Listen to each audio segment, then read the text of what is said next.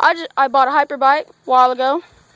But now there's a set of bearings. What happened to the other side of the bearings? Got crunched. I don't know if you can see it very well, but all the bearings are inside there and they're crunched up. This Hyperbike sucks. Look, they almost welded the sprocket to there. I was gonna put it on my new bike I bought.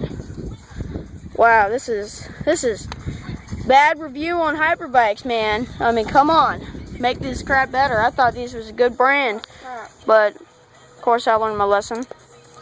Okay, just please don't buy a Hyperbike. I mean, look, that bearing's about to fall out just now.